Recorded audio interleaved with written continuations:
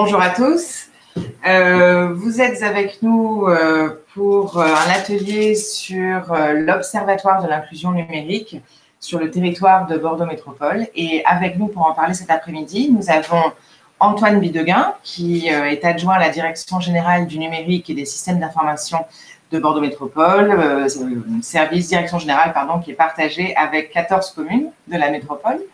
Nous avons également Pierre Mazet, qui est sociologue et chercheur, Gabriel Dos Santos, chef du service du Centre Usage, Valorisation et Diffusion des données de Bordeaux Métropole, et François Vergnan, qui a presque participé, mais qui a des problèmes de connexion, qui est chargé de mission à l'aménagement numérique du territoire, de nouveau de Bordeaux Métropole.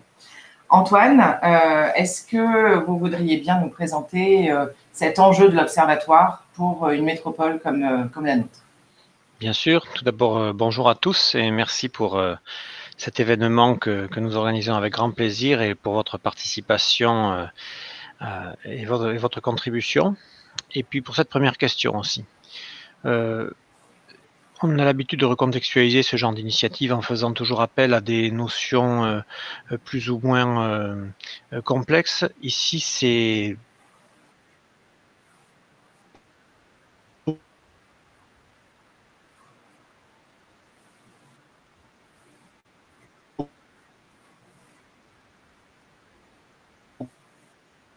beaucoup plus simple que ça.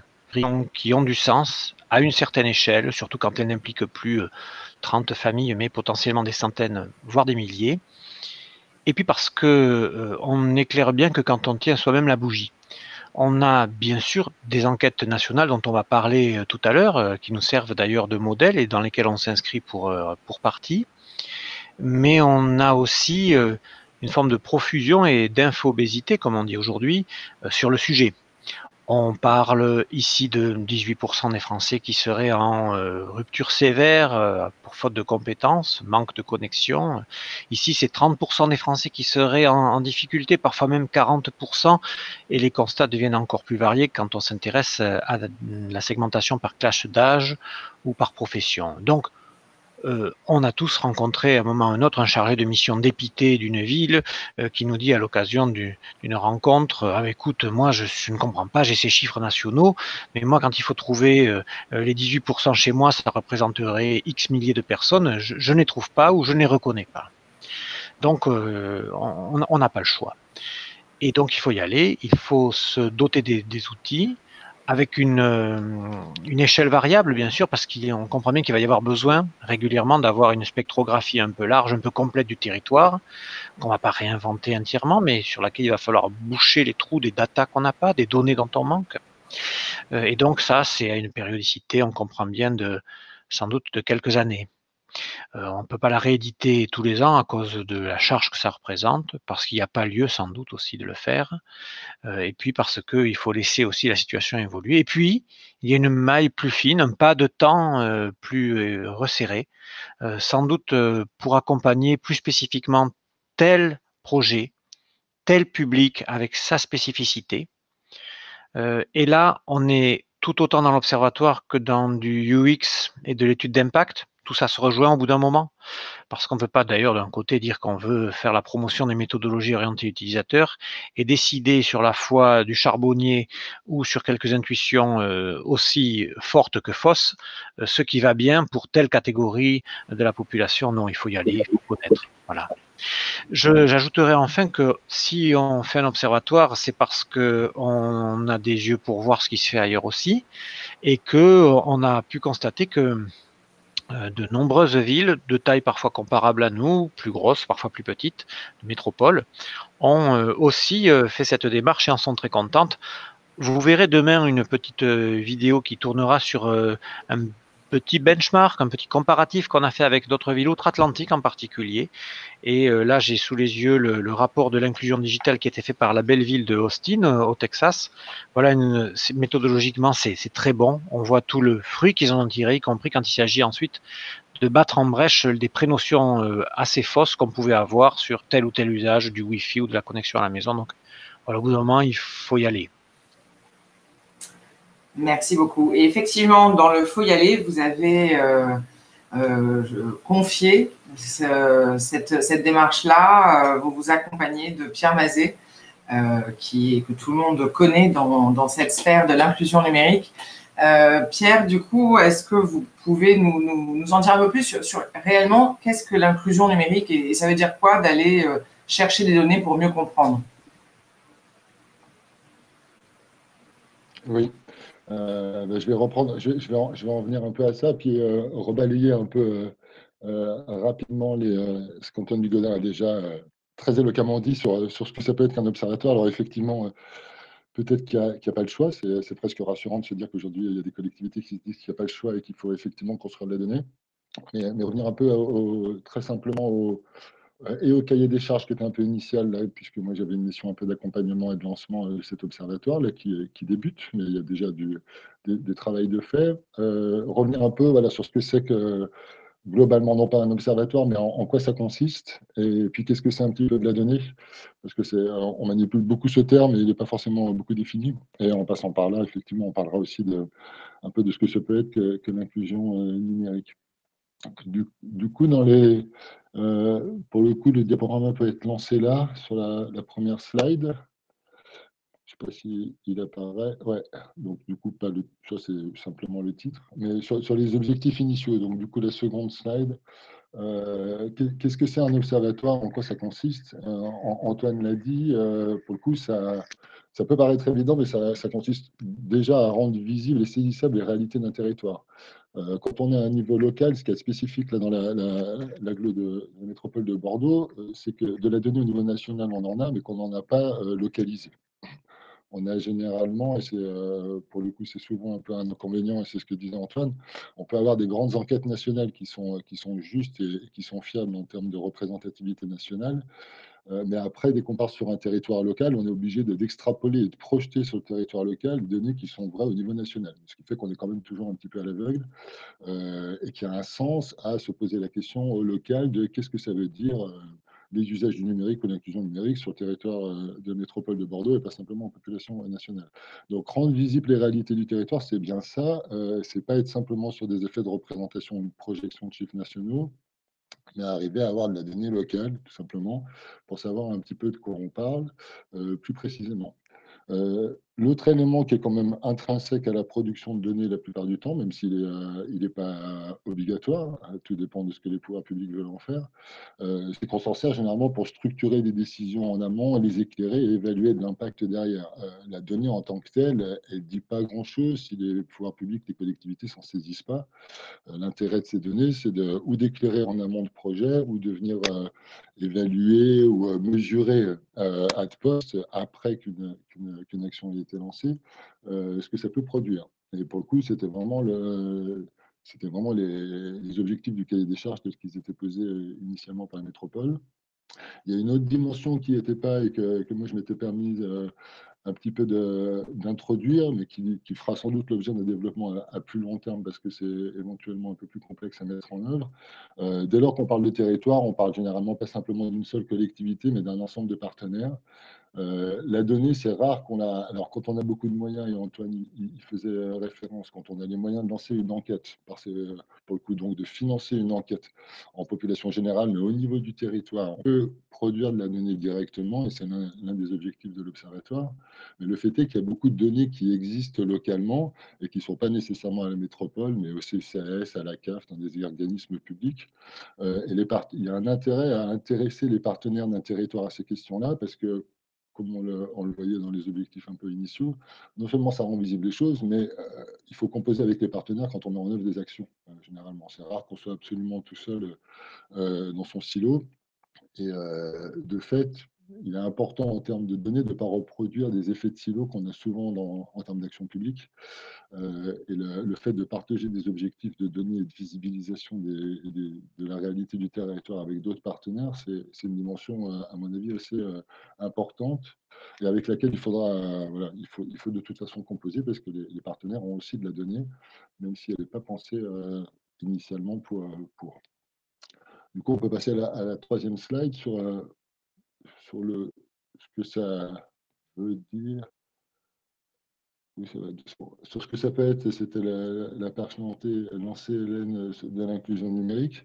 À ce stade, il y a un accord vraiment de principe, je trouve, dans l'observatoire là, de concevoir l'inclusion numérique de manière large. Parce que quand on parle d'inclusion numérique, généralement, on ne le définit pas trop. Il y a des définitions qui font un peu date, notamment celle du Conseil national pour le numérique de 2013 sur la notion d'émancipation qui est incluse qui est interne et intrinsèque à l'inclusion numérique. Mais même s'il y a ces définitions-là, très généralement, c'est assez peu défini. Et ça concerne des choses assez différentes, pour le coup, enfin des publics et des degrés d'action un petit peu différents, qui me semble important de rappeler ici, parce que c'est ce qui justifie qu'on ait des ciblages différenciés par la suite. Alors, ça concerne d'abord, et effectivement un peu en priorité, des individus qui sont empêchés dans leur accès au numérique, pour des raisons qui sont soit cognitives, soit matérielles, et en particulier aujourd'hui quand même, un certain type de numérique que sont les démarches administratives. Il y a un effet de contexte quand même fort en France qui fait qu'on se préoccupe beaucoup de l'inclusion numérique depuis qu'il y a eu un très gros mouvement de dématérialisation des services publics et de l'accès aux droits. Il y a des gens qui travaillent sur la médiation numérique depuis 15 ou 20 ans. euh, mais depuis 4-5 ans, alors ça dépend un peu où on met le curseur, depuis que la dématérialisation des services publics a rendu obligatoire pour accéder à ces droits et des démarches administratives le fait d'être connecté, on voit qu'il y a un enjeu très fort en termes d'action publique à s'assurer que les personnes qui sont empêchées puissent malgré tout accéder. Ça, c'est ce qu'il y a dans la notion d'individu obligé d'avoir des usages. Et c'est une dimension qui est importante à souligner. Il est important d'être connecté parce qu'on est obligé d'être connecté. Ça veut dire qu'il y a des individus qui seront différemment contraints ou en volonté d'aller vers le numérique. C'est une dimension qu'on aimerait bien arriver à mesurer. Dans un observatoire d'inclusion numérique, si on arrive à tenir, par exemple, un recensement des démarches dématérialisées et des obligations qui sont faites en termes de compétences aux usagers en termes numériques pour faire une démarche, on avancera aussi beaucoup dans la compréhension un peu fine des usages numériques sur un territoire. Et pas de simplement se dire il faut savoir envoyer un mail, mais sur des démarches un petit peu plus précises en termes d'action. L'inclusion numérique, ça renvoie d'une manière générale à tous les programmes qui visent à la réduction de ce qu'on appelle les inégalités numériques. Les chercheurs, depuis bien longtemps, ont critiqué la notion de fracture numérique, même si on continue tous par commodité à l'employer. La différence essentielle entre la fracture numérique et les inégalités numériques, c'est d'abord que les inégalités numériques sont dynamiques, c'est-à-dire qu'elles évoluent dans le temps. On n'a pas à un moment donné un état de fracture numérique avec des gens qui savent faire, des gens qui ne savent pas faire, etc. Exactement pour la raison que j'indiquais avant, plus on est obligé de faire des choses en ligne, plus il y a des chances pour qu'un certain nombre de personnes ne soient pas en capacité de les faire, par exemple. Si demain, pour faire une demande de permis de construire, il faut poster une vidéo de sa maison, on va voir que les usages numériques des Français seront peut-être un peu plus difficiles pour un certain nombre, alors qu'envoyer simplement un mail, par exemple, c'est quelque chose qui est relativement simple. Et puis il y a un autre, un dernier aspect dans l'inclusion numérique et qui est proprement celui du Conseil national du numérique et de ceux qui travaillent cette question-là, c'est un objectif global de monter en compétences numériques. Il y a un micro qui est ouvert là. Un objectif global de monter en compétences numériques de l'ensemble de la population. Parce que ça, c'est vraiment quelque chose de partagé dans l'observatoire à ce stade. Et je veux bien la diapo suivante. C'est qu'il ne faut pas réduire des questions d'inclusion numérique simplement à la portion des gens qui sont le plus éloignés du numérique, ceux qu'on appelle les exclus du numérique, qui sont vraiment très loin, pas équipés, qui n'ont vraiment pas de compétences ou d'habilité numérique. L'intérêt d'un observatoire de l'inclusion sur un niveau territorial, c'est d'aller d'adopter une vision large pour distinguer des inégalités dans les usages qui sont aussi rapportés aux besoins des individus et à leur âge, par exemple. On voit bien que être capable de maîtriser très facilement un ensemble de compétences numériques quand on a 22 ans ou 78, il n'y a pas les mêmes enjeux pour les individus et il n'y a pas les mêmes enjeux pour l'action publique non plus. Donc, c'est important d'avoir une vision large et pas de se dire c'est surtout Mamie Biscotte qu'il va falloir accompagner pour qu'elle puisse aller regarder ses points retraite, voire prendre un billet de train. mais de se dire aussi que John, qui a 22 ans et qui passe son temps sur son smartphone, il sait surtout poster des trucs sur Instagram, mais pas composer un mail, il ne sait pas ce que c'est qu'un moteur de recherche, il ne sait pas ce que c'est que la traçabilité et il ne va pas faire de la webographie. Et donc d'avoir cette réflexion large, ça, elle est largement partagée par Antoine. Et c'est important pour cette idée de... Il y a un autre micro qui s'est ouvert. Oui, c'est parce que je voulais vous poser une question, Pierre, c'est pour ça. Faites-moi signe, du coup, là-dessus, voilà, d'avoir cette notion d'usage numérique sont aussi à corréler à des publics spécifiques qui peuvent avoir des besoins spécifiques. Du coup, je vous écoute.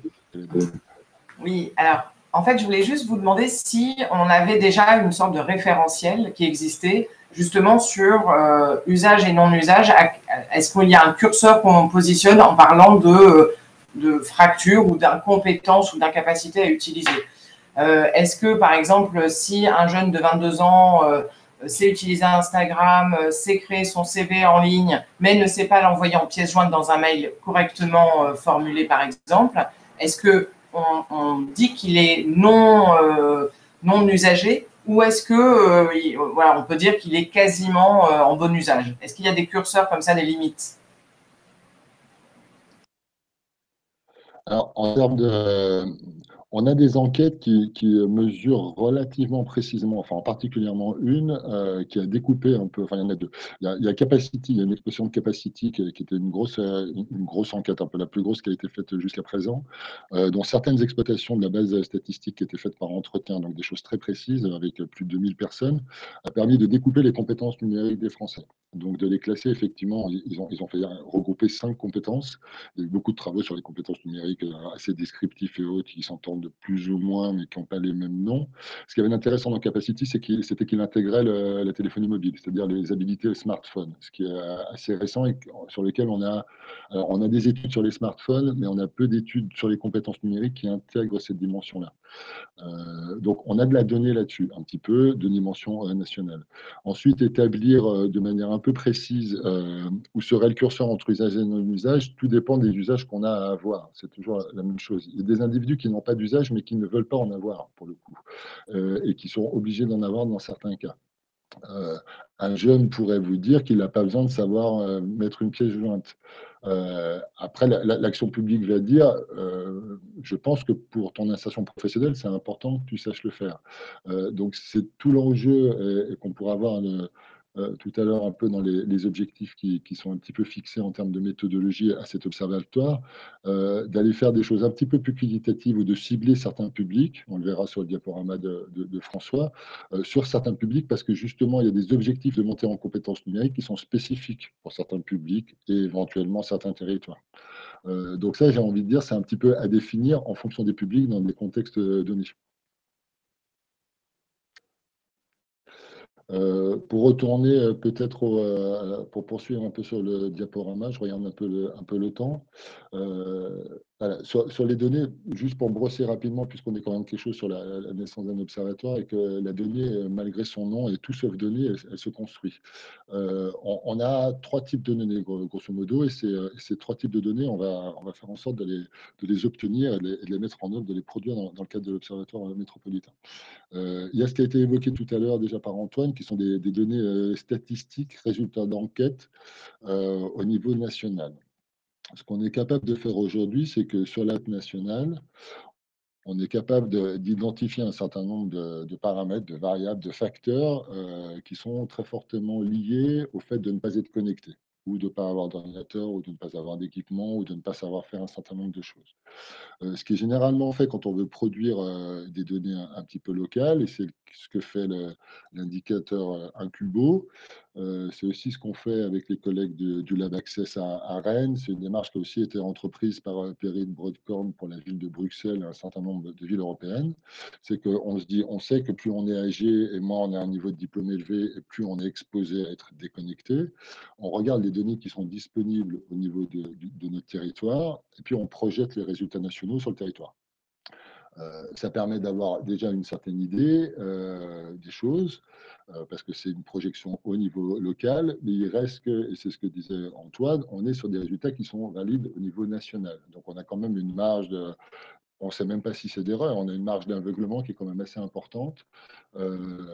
C'est utile, en l'occurrence, de le faire sans doute en première intention pour éclairer un petit peu le paysage, mais en tout état de cause, c'est difficile de piloter uniquement à partir de ce type de données-là.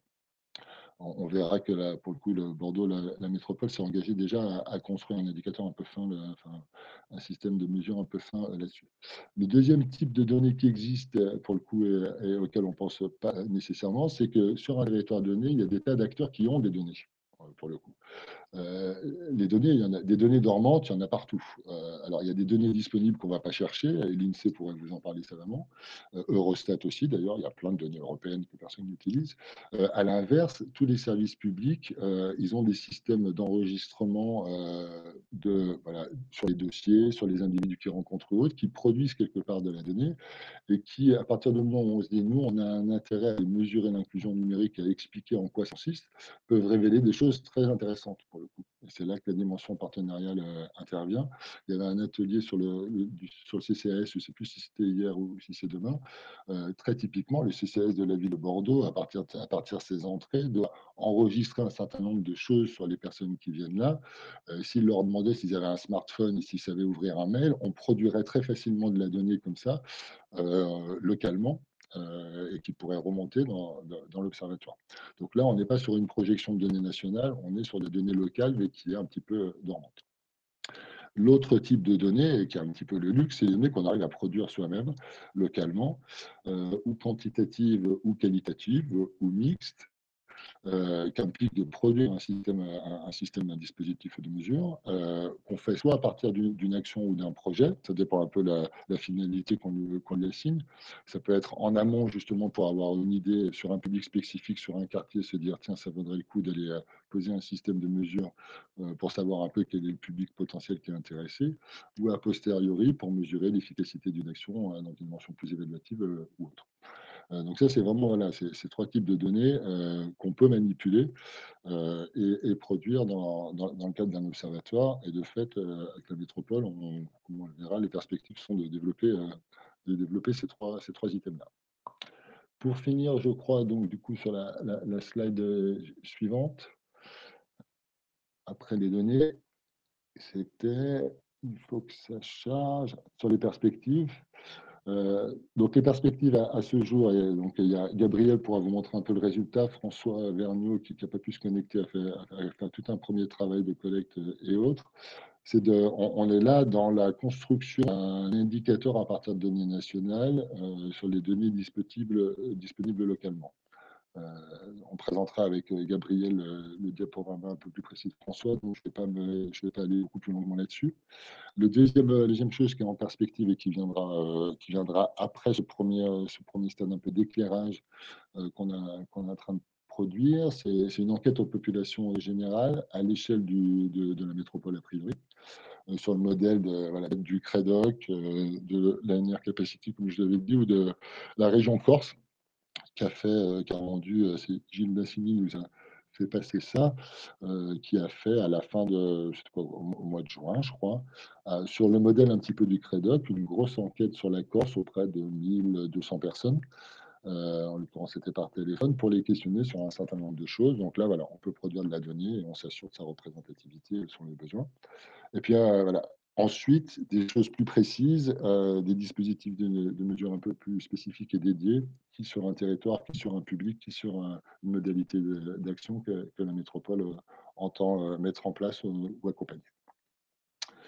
Voilà pour ce qui serait de ma partie. Du coup, ça peut être bien ici de basculer peut-être sur le... Alors, Hélène, il y a peut-être des questions, mais autrement sur le diaporama de François qui précise un peu plus le travail qui a été déjà engagé.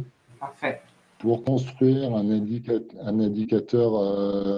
métropolitain, on va dire. Alors, indicateur, ce n'est pas le terme complètement, mais un ensemble d'indicateurs à l'échelle de l'agglo, qui se fait pour le coup à partir de ce qui a été fait dans un cubo, Incubo, c'est un travail qui a été mené par le SGAR Occitanie, engagé déjà il y a plus d'un an et demi, qui a été épaulé par l'Agence nationale des solidarités actives, l'ANSA, et qui maintenant est déployé, on va dire, un petit peu promu par la MENUM, la coopérative La MENUM, et qui consiste à, sur le modèle que je vous indiquais, aller chercher des données disponibles localement pour permettre de rendre visibles des variables dont on sait qu'elles ont une corrélation, un lien avec le fait d'être connecté ou pas.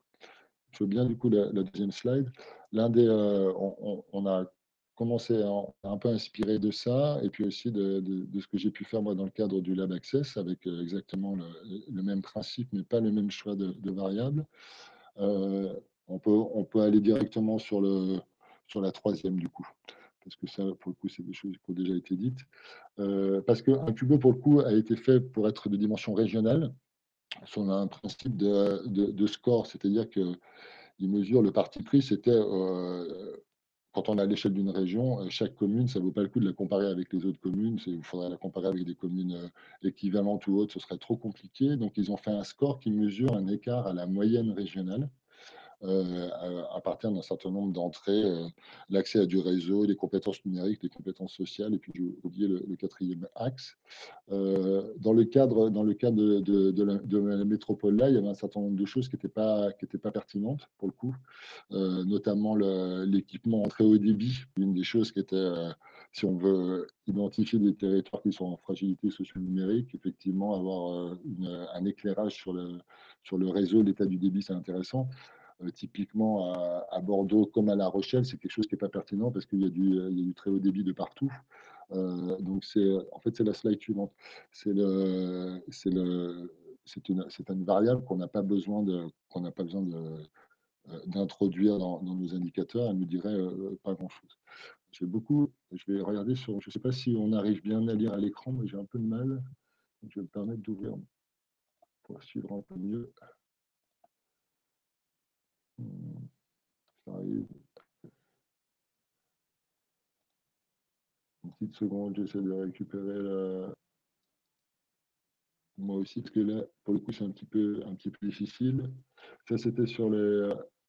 Attendez, je fais un peu vite. J'arrive sur la méthodologie, c'est bon. La méthodologie qui a été choisie effectivement pour se distinguer par rapport à un Cubo, les caractères socio-démographiques des individus, d'une part, et puis ce qui est lié aux usages, mais qui pour l'instant est très difficile à avoir. On a peu de, pour le coup, Hélène, ça boucle un peu avec la question de tout à l'heure, on a peu, pour le coup, on n'a pas de données disponibles au niveau INSEE très fines des usages des individus. On a des sur leur équipement, mais pas sur leurs usages. Du coup, là, l'idée, c'est de rechercher une combinaison de facteurs pour caractériser et quantifier certains publics qu'on a décidé de cibler. À ce stade, il y a deux publics dont on pense qu'il est intéressant, sur lesquels il est intéressant de mettre la focale. C'est le public jeune et le public plutôt âgé. Pour les raisons que j'ai un peu exposées, le fait est que l'âge est un facteur de non-connexion fort, surtout à partir de plus de 75 ans. Ces données INSEE qu'on a de manière très fine, on verra sur les cartographies de Gabriel, qu'on peut avoir dans le détail de manière très fine le nombre de personnes d'un certain âge par classe d'âge sur le territoire. Donc ça permet de dire, là, il y a potentiellement un facteur de fragilité socio-numérique important sur tel et tel territoire de manière comparée ou autre. La classe sociale, le niveau de diplôme joue aussi très fortement. C'est vraiment ça, c'est de prendre les variables dont on sait qu'elles ont un impact fort sur le fait d'être connecté ou pas, de les projeter sur le territoire et de voir les territoires qui sont a priori plus exposés à de la fragilité socio-numérique qu'à d'autres. Le public jeune, c'est une autre problématique, c'est de se dire que c'est un aspect absolument indispensable de leur inclusion sociale et numérique, pour le coup, et qu'il y a intérêt à, par exemple, sur la ville de Bordeaux, faire ressortir de manière fine où est-ce qu'il y a un public jeune de moins de 25 ans avec un niveau de diplôme peu élevé ou plus en cycle universitaire, c'est-à-dire avec une probabilité d'avoir des difficultés numériques assez importantes. Et puis le dernier, peut-être la dernière slide, et puis je vais céder la parole à Gabriel qui va pouvoir montrer du coup, les projections, les formalisations cartographiques qui ont pu commencer à être faites. sur un cubo, un aspect, mais ça, on en rentre vraiment un peu dans le technique. Il nous a semblé peu intéressant d'avoir des taux, c'est-à-dire d'avoir des pourcentages. C'est-à-dire, si vous avez sur une cartographie qui vous donne des pourcentages, vous ne savez pas bien à quoi ça renvoie. Si moi, je suis maire d'une commune de la métropole, savoir qu'il y a 18% de personnes de plus de 65 ans, je ne sais pas si ça va être très éclairant. Le parti pris qu'on avait, c'était de se dire, si on se rend compte qu'il y a 2200 personnes qui ont plus de 65 ans et qui sont au risque de difficultés numériques, dans les moyens à mettre en œuvre derrière, c'est plus parlant qu'un taux. Donc on est plutôt parti là, pour le coup, dans un premier temps, sur une double vision. Un, effectivement, des effectifs pour donner une idée du poids. Typiquement, si le CCAS du Haillan, enfin, qui est une commune de la métropole, a 5500 personnes dont on peut présager qu'il y aura de fortes chances qu'ils aient des difficultés numériques et que le CCAS reçoit 232 demandes par an en lien avec le numérique, on va se dire qu'il y a un delta à remplir et qu'il y a sans doute une population cachée qui a des difficultés, qui se débrouille autrement. Ça ne veut pas dire qu'elle en ont recours à ses droits, mais qui a sans doute des difficultés. Voilà, il y a un intérêt à se poser la question. Un taux rendrait peu compte de ça. L'autre chose, et ensuite je passe la main à Gabriel, c'est l'idée d'un score qui permettrait de... Parce que Gabriel va vous le montrer, quand on rentre un peu finement dans les données disponibles au niveau INSEE, on arrive au niveau de l'iris, voire même du carré. Des iris, il y en a plus de 250 pour la métropole de Bordeaux, donc ça fait beaucoup de données. Et on s'est dit que pour rendre ça un peu plus lisible aussi, avoir un score qu'on va construire à partir d'un certain nombre de variables dont on sait qu'elles ont un impact sur le fait d'être connecté, d'avoir des usages numériques, ça serait intéressant pour avoir un peu des lumières rouges qui s'éclairent, si vous voulez, sur le territoire en termes de formalisation cartographique par la suite. Je passe la main à Gabriel, qui va pouvoir montrer les résultats. Alors, moi, je me permets une petite question parce que peut-être c'est soit Pierre, soit Gabriel, l'un de vous deux allez pouvoir répondre. C'est une question qui a été posée sur le chat. Comment Bordeaux Métropole va-t-elle intégrer la mesure des usages de l'ensemble de ces services dématérialisés et pour que ces mesures-là soient mises en corrélation justement avec les données de l'Observatoire? Et voilà, Bordeaux Métropole met à jour et lance de nouveaux services. Comment, effectivement, la mesure de ces usages est mise en corrélation avec les données de l'Observatoire? Du coup, je vais prendre le relais de Pierre. Bonjour à tous. Ou peut-être Antoine, si tu veux apporter. Mais je pense que... ça peut Oui, juste un point. Il faudra aussi être, on va répondre sur le fond de la question, il faut être aussi modeste sur les capacités que l'on a à tirer des enseignements fins à partir des interactions observables aujourd'hui dans les back-office sur les services qu'on déploie. Hein. Donc on a des logs, on a un certain nombre de données brutes, on est astreint et on s'y astreint beaucoup au respect de la vie privée d'une part et plus précisément du RGPD. Et donc, on n'a pas les libéralités que peuvent s'autoriser certains nombres de sites marchands hébergés outre-Atlantique qui savent exactement, au bout de 4 secondes, qu'ils auront affaire à un jeune homme célibataire qui habite en ville, ne serait-ce qu'à la façon dont il bouge sa souris. J'exagère presque, mais on en est très loin. Et donc, on a forcément là une main un peu attachée dans le dos. Ça ne veut pas dire, bien sûr, qu'il n'y a rien à faire, mais soyons conscients du fait que l'impeccabilité publique, elle n'est pas forcément compatible avec l'ultra-performance marketing.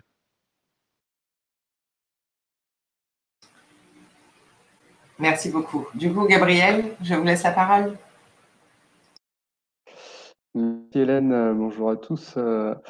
Du coup, je pense qu'on va aborder pas mal de notions justement sur la donnée par rapport à la façon de l'agréger et peut-être arriver à quelque chose d'assez fin, mais ce ne sera pas toujours possible. Et du coup, moi, je vais intervenir sur donc l'outil d'observatoire vraiment dans le fait que ce soit une application qui puisse servir un peu comme l'a dit Pierre et Antoine, de médiation, de partage avec des partenaires, avec différentes parties prenantes. En fait, c'est un outil de dialogue au final où l'on essaye d'intégrer de la donnée et où il faut se poser justement toutes ces questions assez en amont, mais aussi en se donnant la possibilité, de façon assez itérative, d'affiner la réflexion au fur et à mesure en fait, de la construction de cet outil. C'est un outil très vivant, en fait, un observatoire. Ce n'est pas quelque chose de figé. Même si on part sur des hypothèses, même si on part sur une base, cette base, en fait, elle peut être travaillée de manière à pouvoir après, donc, justement, affiner des résultats. Donc, juste pour partir sur la présence, enfin, ça va me servir de support. Donc, je ne peux pas vous présenter en live l'application.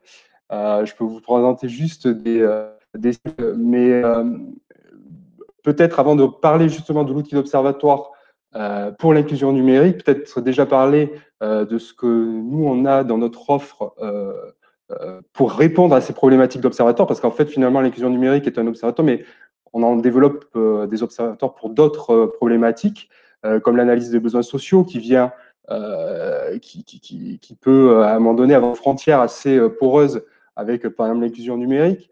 On a aussi des observatoires autour du développement durable, etc., que l'on est en train de mettre en place.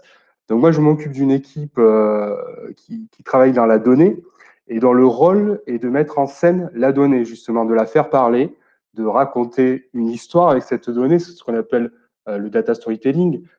Et là, on déploie des outils qui permettent de faire ça, d'appuyer un propos, une réflexion, une problématique, répondre à cette problématique, et encore une fois, de façon très itérative, de manière à chaque fois à valider des hypothèses, à les réfuter, à ajouter des données peut-être qui manquaient au départ pour que ce soit un peu plus pertinent, que le propos soit un peu plus pertinent, que les résultats apportent quelque chose de plus clairvoyant. Et voilà, donc c'est le rôle de ces outils-là. Donc nous, on travaille, je vais le citer, sur un outil qui s'appelle Geoki parce qu'il fait partie de l'offre des applications SIG, Système d'information géographique de Bordeaux Métropole. Et c'est ce qu'on appelle un outil de géodécisionnel. Géodécisionnel, pourquoi? Parce que la géo, bien entendu, au cœur de l'observatoire territorial. Par définition, lorsqu'on parle d'un observatoire territorial, on s'intéresse à une dimension géographique. Et ensuite, donc, on vient coupler ça, bien entendu, à de la donnée qu'on appelle alphanumérique, donc de la donnée de statistiques, où l'on peut aussi la présenter sous forme de tableau de bord. Donc, c'est la puissance de ces outils, c'est de pouvoir à la fois restituer sous de cartes et de tableaux de bord, de pouvoir aussi naviguer dans différentes échelles. Donc là, on a parlé des iris, on a parlé du carreau. Enfin, Pierre donc, a introduit cette notion de données assez fine qui est le carreau qu'on voit à droite. C'est une donnée qui est donc proposée, qui est fournie par l'INSEE avec une donnée en fait fiscale à la base qui est une base qui s'appelle philosophie, qui permet d'avoir un certain nombre d'indicateurs. On se rend compte que si on veut coupler cette donnée à d'autres indicateurs, on n'est pas forcément en mesure de les avoir à la même échelle, donc au niveau du carreau. Donc c'est là où on va devoir travailler au niveau de l'iris, qui se passe à gauche, où on vient en fait observer un certain nombre d'indicateurs au niveau de l'iris. Tout ça pour dire qu'en fait, quand on va vouloir croiser de la donnée, bien entendu, il va falloir savoir à quel niveau on va devoir agréger cette donnée pour pouvoir les croiser et calculer des indices et apporter un résultat sur ces différentes données. Donc ça, c'est notre question importante, c'est aussi savoir sur quelle échelle on travaille, sachant que, encore une fois, ces outils, leur puissance aussi, c'est de pouvoir naviguer sur ces différentes échelles, c'est-à-dire aller du plus fin à un niveau peut-être de plus en plus agrégé. Je vais donner des niveaux d'agrégats que l'on utilise sur notre territoire. En fait, c'est ce qu'on appelle des référentiels géographiques. C'est qu'au début, on peut très bien observer une donnée à l'échelle de l'IRIS. Comme disait Pierre, il y en a à peu près 270, 75 à Bordeaux Métropole. Et puis après, l'agréger au niveau du quartier. Par exemple, sur la commune de Bordeaux, on va se retrouver avec 8 quartiers. Et ensuite, pouvoir avoir ces mêmes indicateurs agrégés au niveau de la commune si on veut se comparer, si la ville de Bordeaux veut se comparer, par exemple, à une autre commune, et sans pouvoir entrer dans le détail plus fin de cette autre commune.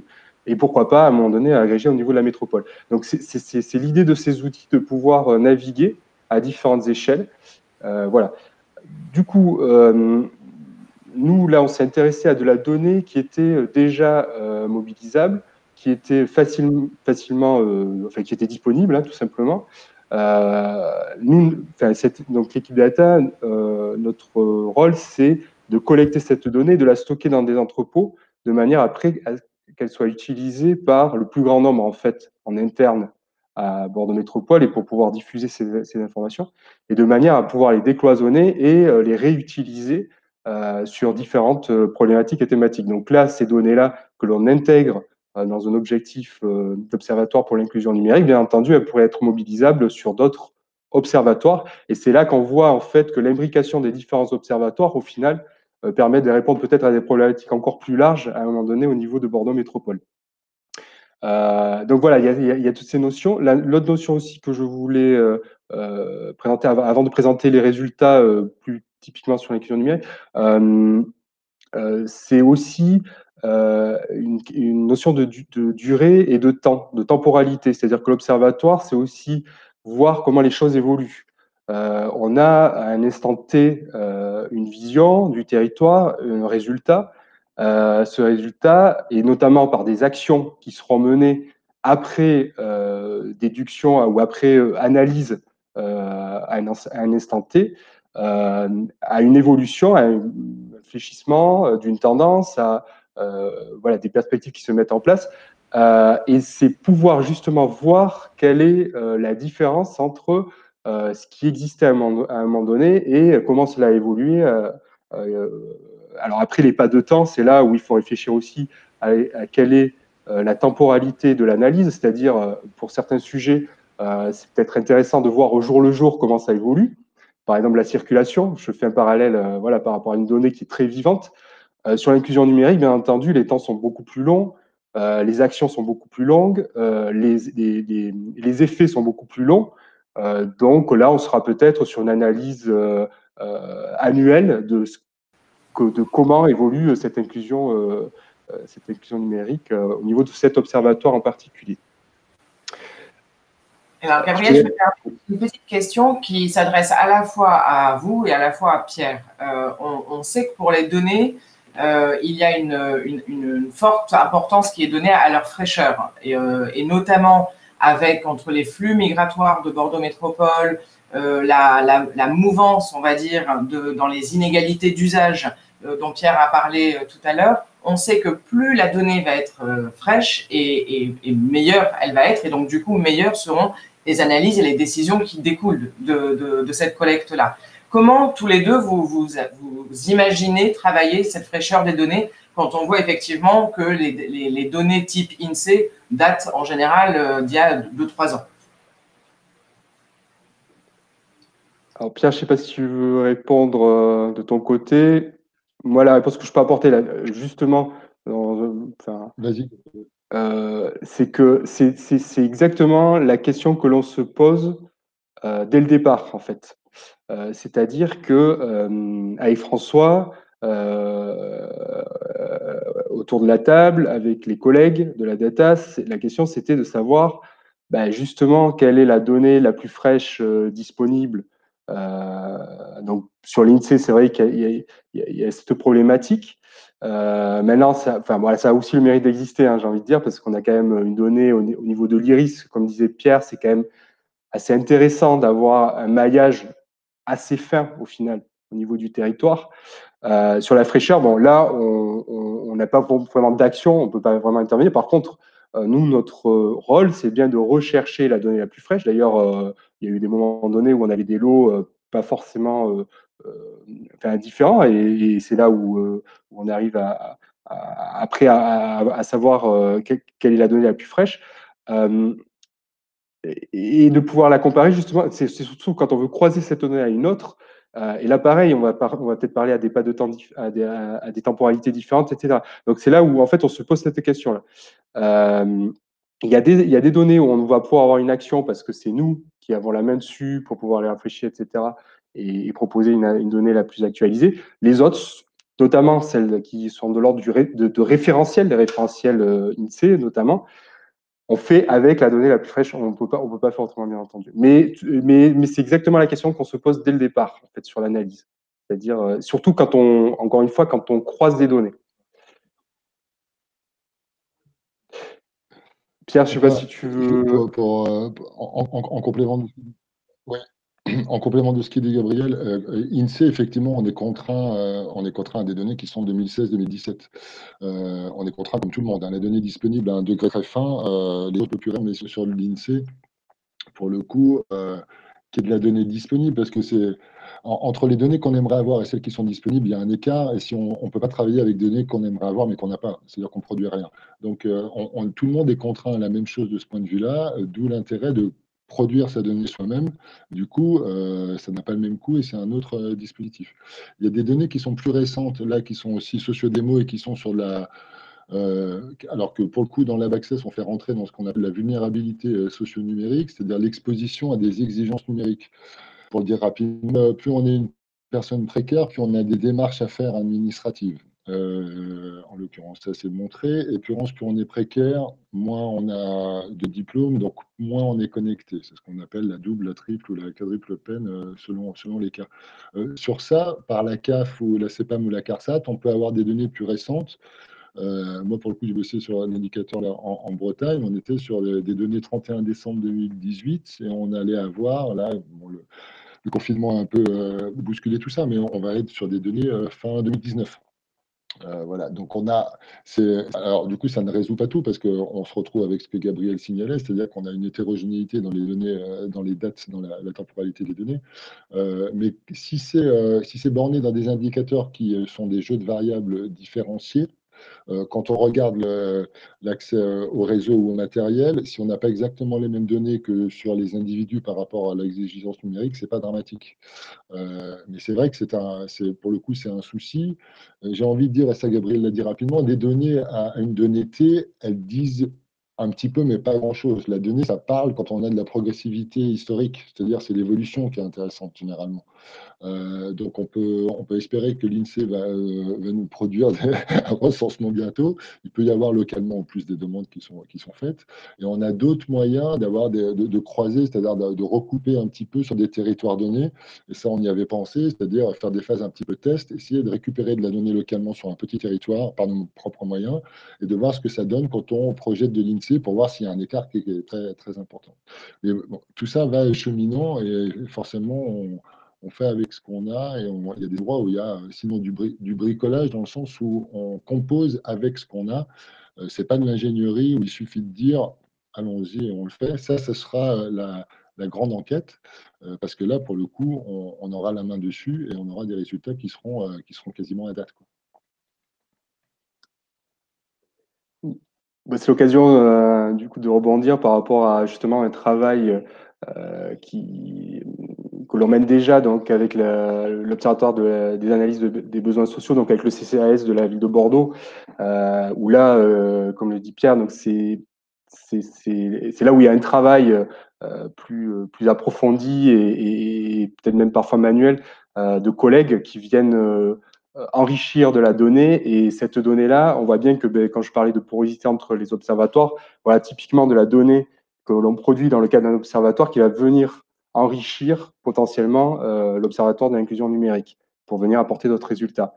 Et donc, du coup, je termine. Après, on peut repasser peut-être à la présentation et finir sur le deuxième slide qui permet de voir ce qu'on peut faire donc, avec la donnée philosophie donc, au niveau du carreau à 200 mètres, où là, où c'est assez précis.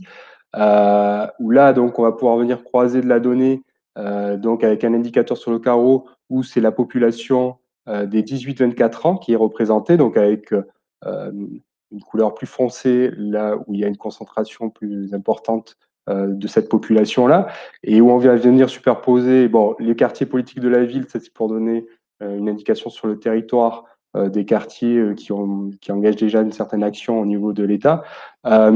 Et surtout, les bornes Wi-Fi, c'est-à-dire que est-ce qu'on donne déjà un accès, donc borne Wi-Fi accessible par tout le monde, est-ce qu'on donne déjà un accès là où il y a une concentration forte en fait, de population jeune qui a l'habitude de pouvoir se connecter à une borne Wi-Fi, etc. Plus les lieux qui aujourd'hui accueillent un public déjà pour sensibiliser, etc. Donc là, en fait, l'approche que proposait Françoise, donc c'était justement de coupler une notion d'âge, de diplôme. C'est là où on va voir comment justement on l'ajoute cette notion de diplôme à une offre déjà existante pour se connecter à une borne Wi-Fi. Et dans une population plus âgée, est-ce qu'il y a un lieu qui permet de les accueillir pour leur permettre d'avoir un meilleur usage du numérique. Voilà, donc ça, c'est rapide comme présentation de résultats. Je terminerai juste par ce que j'ai un peu dit en introduction, mais j'y tiens. Donc, on est vraiment dans une démarche itérative, c'est-à-dire que là, on est sur une phase de POC, phase de test. On essaie de valider des hypothèses que sur lesquelles François a réfléchi pour calculer un indice et des indicateurs donc, qui font sens là pour l'instant. Voilà, c'est la démarche d'observatoire, c'est bien ça, c'est de valider et de voir comment derrière on va pouvoir enrichir ces premiers résultats de manière à pouvoir apporter encore plus de réponses. Parfait. Merci beaucoup, Gabriel. J'aimerais conclure avec Antoine.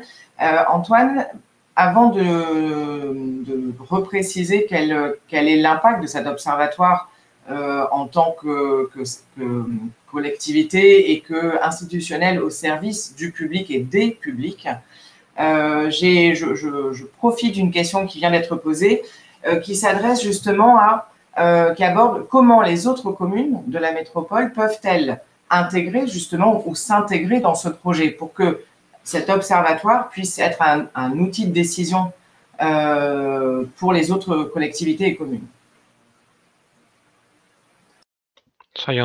Merci pour la question et merci pour cet internaute qui nous donne l'occasion de dire que cet observatoire, il est porté par la métropole, mais il est au service des 28 communes. C'est-à-dire on sait très bien que l'on va avoir des disparités très fortes dans les diagnostics, dans les besoins, selon qu'on parle d'une ville-centre dense, selon que l'on se situe sur la rive droite, selon qu'on se situe dans un endroit, et même au sein d'ailleurs des communes en réalité, car ce sont avec les typicités des quartiers, parfois des très grands contrastes que l'on observe en quelques centaines de mètres seulement, quand change tout à coup le paysage PCS ou autre d'une population. Donc bien sûr, on évoquait tout à l'heure le caractère écosystémique au début de cet observatoire. Cet observatoire, c'est un outil d'action et de mobilisation. C'est pas un grand diagnostic solennel qui est mené presque hors sol, si je puis dire, ou en tout cas détaché des besoins. Donc oui, là, c'est une dimension qui va être prise en compte dès le début. Comme vous l'avez compris, on est en cours d'élaboration. Là, on n'est pas encore sur une réalité, on n'a pas encore constitué, et ça sera sans doute une réalité évolutive. Dans l'écosystème, il y a bien sûr les 28 communes, et il y a aussi tous les partenaires de territoire, parce qu'on est intéressé et qu'on sait qu'ils ont déjà de la donnée, ou parce qu'on sait qu'ils ont des besoins aussi à faire remonter. C'est un observatoire pour faire. Donc on ne va pas le faire comme un exercice scolaire académique, même si l'expertise intellectuelle est indispensable dans cette affaire. Du coup, je ne sais pas si ça répond à la question qui a été posée. Bon, peut-être juste terminer parce que je vois que nous arrivons sur la fin de cette conférence pour dire que c'est également un observatoire qui est spéculaire parce qu'il va s'intéresser d'une part bien sûr aux populations cibles, aux différentes fractures dont on a parlé, mais il doit s'intéresser en même temps à l'évolution constante et de plus en plus rapide des attentes que l'on a envers ces populations et qui créent des fractures. La plupart du temps, on sait que la nature des interfaces a beaucoup changé dans les 10 dernières années. Il y a une très grande homogénéisation dont on pensait qu'elle allait faire le job, entre guillemets, de la résorption de la fracture et qui parfois, ces interfaces très simples pour certaines générations, sont beaucoup plus compliquées, paradoxalement pour ceux qui aiment bien une certaine verbosité des menus explicite. Parfois, 3 icônes, ça déroute là où pour d'autres, ça appelle un doigt conquérant qui permet de passer à la page suivante.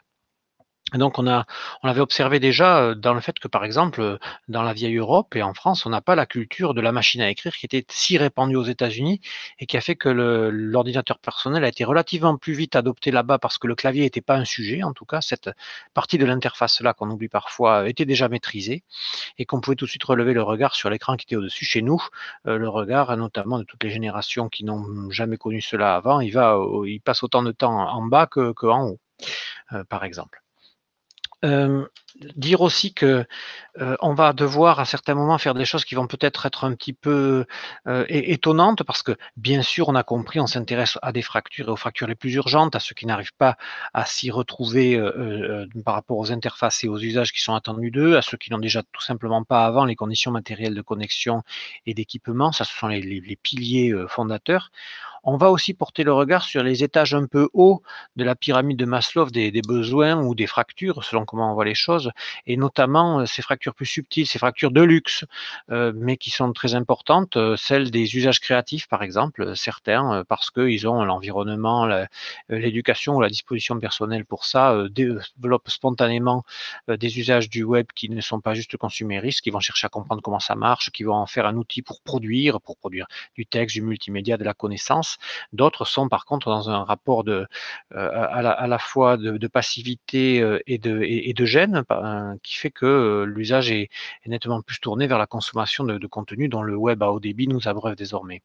Et donc là aussi, on a à réfléchir à en quoi l'Observatoire va nous aider, nous, à designer parfois des événements de masse, si possible, ou plus localisés, pour que la créativité, des temps d'empowerment, comme on dit, c'est-à-dire de capacitation créative, puisse être organisée. Ça, c'est une dimension de la fracture qu'on va quand même pas perdre de vue. Elle a été traitée sans qu'on en ait vraiment conscience, en partie dans des événements dans notre territoire. Pour les plus anciens d'entre vous se souviennent peut-être une semaine digitale qui a eu lieu à Bordeaux à plusieurs années d'affilée, et d'autres initiatives, des bidouilles camp et autres, qui participent de cette joyeuse reprise en main du numérique qui nécessite des compétences et qui n'est pas à la portée de tout spontanément.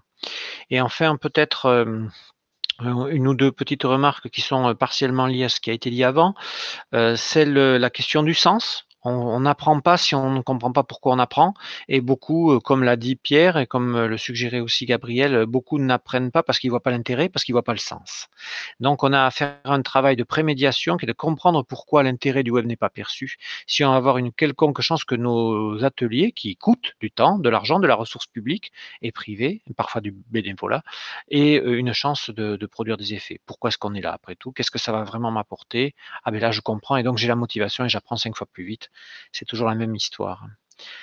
On avait commencé la première semaine digitale, vu que j'en parlais tout à l'heure, c'était il y a bien longtemps, en 2011, par une interview de Nicolas Carr, un auteur anglo-saxon qui est venu nous expliquer comment Internet nous rendait incapables de lire des textes longs, nous privait de la capacité de concentration, et le diagnostic, pour certains qui sont dans sa lignée de pensée, n'a fait qu'empirer. Désormais, la multisollicitation fait que lire plus de 2 pages, c'est presque devenu une douleur, là où avant ça se faisait sans effort. On aura aussi à réfléchir à cet effet-là, en quoi le surusage d'internet peut parfois aussi nous amener à perdre, détruire, à ébrécher des compétences qu'on avait acquises ou empêcher de les acquérir. La compétence de la réflexion posée, la compétence de la pénétration dans un contenu, dans un dossier touffu, au lieu de simplement surfer sur les surfaces. Ce sont des compétences dont on a besoin d'autant plus qu'on souhaite, comme on l'a dit, avoir un usage créatif du web. Ce sont aussi des compétences qui sont requises pour tirer parti de la masse d'informations qui sont disponibles, les trier à bon escient. Donc, ne pas laisser une fracture non numérique ou une régression arriver insidieusement au fur et à mesure qu'on multiplie nos usages et notre temps d'exposition, c'est peut-être une question qu'on aura à se poser aussi, mais ça, c'est une autre histoire. En effet, et sans oublier après aussi l'esprit critique qui est si important dans cette richesse de contenu numérique. En tout cas, merci beaucoup à tous. Merci aux 83 personnes connectées qui nous ont écoutés et questionnés pour certains.